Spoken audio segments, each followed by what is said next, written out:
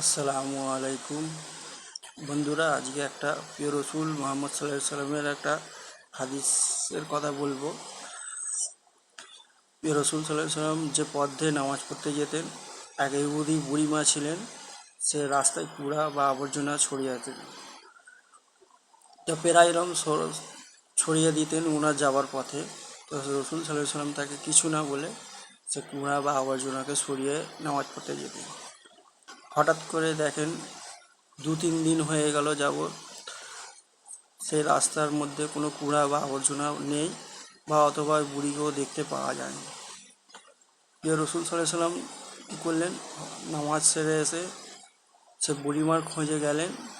দেখলেন খোঁজ করে বাড়িতে সে মলমূত্র ত্যাগ অবস্থায় সে বিছানার মধ্যে শুয়ে আছে। প্রিয় রসুল সাল্লাল্লাহু আলাইহি সাল্লাম তাকে কী করলেন, নিজ হাতে তাকে উঠিয়ে তার কাপড় চোপড়কে পরিষ্কার করে তাকে পরিষ্কারভাবে করে দিয়ে তাকে বসিয়ে দিলেন।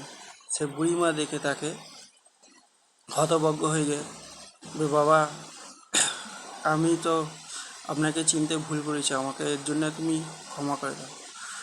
তো সে বুড়িমা সঙ্গে সঙ্গে কী করলেন, ইসলাম ধর্ম গ্রহণ করলেন। তো ইসলাম এইভাবেই এসেছে, কোনো কারোর জোর জবরদস্তি বা কোনো তরবারে জড়িতে আসেনি। ভিডিওটা সবাই শেয়ার করে দেবেন ইনশাআল্লাহ।